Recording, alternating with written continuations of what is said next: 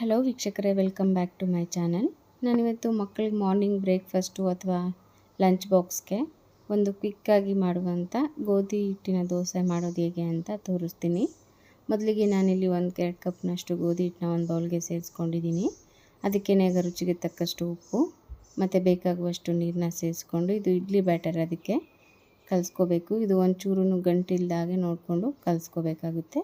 ಕಲಿಸ್ಕೊಂಡು ನಂತರ ಅದನ್ನ ಸೈಡ್ಗೆ ಇಟ್ಕೊಂಡು ಇಲ್ಲಿ ಒಂದು ಬೇಯಿಸಿರೋ ಆಲೂಗಡ್ಡೆನ ಈ ರೀತಿ ಸಣ್ಣ ಹೋಲಲ್ಲಿ ತುರ್ಕೊತಿದ್ದೀನಿ. ಇದು ತುರ್ಕೊಂಡು ನಂತರ ಈ ಆಲೂಗಡ್ಡೆನ ಒಂದು ಬಟ್ಲಿಗೆ ಸೇರಿಸ್ಕೋಬೇಕು. ಸೇರಿಸ್ಕೊಂಡು ನಂತರ ಇಲ್ಲಿ ಫೈನಾಗಿ ಚಾಪ್ ಮಾಡಿರೋಂಥ ಒಂದು ಈರುಳ್ಳಿ ಮತ್ತು ಕೊರಿಯಂಡರು ಎರಡನ್ನೂ ಸೇರಿಸ್ಕೊಂಡು ಒಂದು ಅರ್ಧ ಸ್ಪೂನಷ್ಟು ಚಿಲ್ಲಿ ಪೌಡ್ರು, ಒಂದು ಅರ್ಧ ಸ್ಪೂನಷ್ಟು ಜೀರಿಗೆ, ಒಂದು ಅರ್ಧ ಸ್ಪೂನು ಎಳ್ಳು, ಉಪ್ಪನ್ನ ನೋಡ್ಕೊಂಡು ಸೇರಿಸ್ಕೋಬೇಕಾಗುತ್ತೆ. ಯಾಕಂದರೆ ಬ್ಯಾಟರ್ಗೆ ಹಾಕಿರ್ತೀವಿ ಮತ್ತು ಆಲೂಗಡ್ಡೆ ಬೇಯಿಸೋದಕ್ಕೂ ಕೂಡ ಉಪ್ಪನ್ನ ಸೇರಿಸ್ಕೊಂಡಿರ್ತೀವಿ.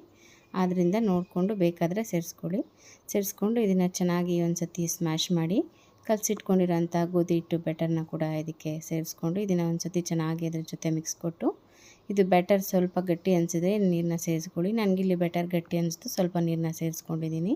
ನಂತರ ಇಲ್ಲಿ ಕಾದಿರೋ ತವಾ ಅಥವಾ ಪ್ಯಾನ್ನ ತೊಗೊಂಡು ಇದರ ಮೇಲೆ 1-2 ಸೌಟಷ್ಟು ಹಾಕಿ ಇದನ್ನು ಚೆನ್ನಾಗಿ ರೌಂಡಾಗಿ ತೆಗೆದ್ಬಿಟ್ಟು ಇದ್ರ ಮೇಲೆ ಒಂದು ಸ್ಪೂನಷ್ಟು ಎಣ್ಣೆನ ಹಾಕ್ಕೊಂಡು ಇದು ಒಂದು ಲಿಡ್ನ ಮುಚ್ಚಿ ಮೀಡಿಯಮ್ ಫ್ಲೇಮಲ್ಲಿ ಇದನ್ನು ಬೇಯಿಸ್ಕೋಬೇಕು.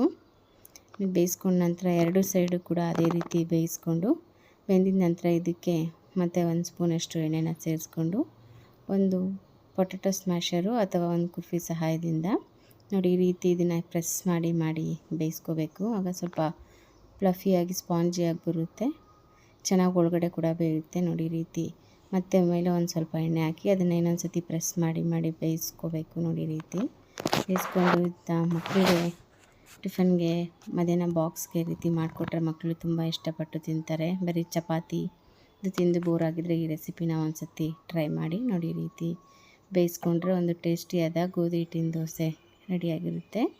ಇದನ್ನು ಆಲೂಗಡ್ಡೆ ಸಾಗು ಜೊತೆ ತಿನ್ನೋದಕ್ಕೆ ತುಂಬ ಚೆನ್ನಾಗಿರುತ್ತೆ. ನಾನಿಲ್ಲಿ ಆಲೂಗಡ್ಡೆ ಸಾಗು ಜೊತೆ ಸರ್ವ್ ಮಾಡಿದ್ದೀನಿ. ರೆಸಿಪಿ ಇಷ್ಟ ಆದರೆ ಲೈಕ್ ಮಾಡಿ, ವಿಡಿಯೋನ ಆದಷ್ಟು ಶೇರ್ ಮಾಡಿ. Thank you.